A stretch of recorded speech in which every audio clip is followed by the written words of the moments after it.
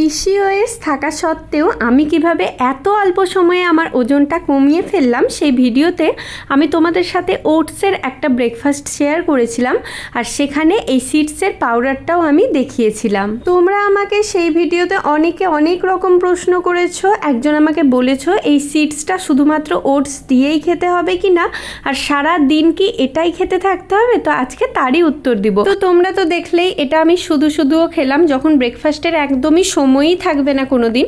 তোমরা 1 চামচ সিডসটাই মুখে দিয়ে জল খেয়ে নেবে, সেক্ষেত্রে 1/2 লিটার জল কিন্তু খেতেই হবে, যেহেতু এর মধ্যে কিন্তু চিয়া সিডসও রয়েছে।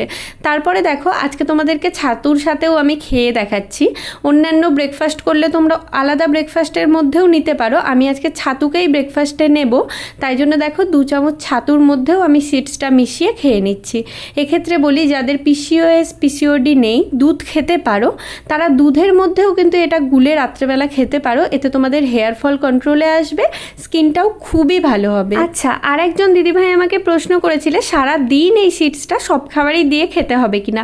একদমই তা নয়, দিনে একবার চেষ্টা করবে 1 থেকে 1.5 চামচ এই সিডসটা যে কোনো একটা খাবারে দিয়ে খাওয়ার জন্য।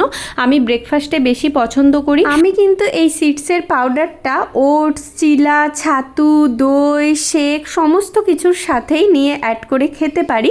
তোমরাও এটা ডায়েটে অ্যাড করে দাও, অনেক উপকার পাবে।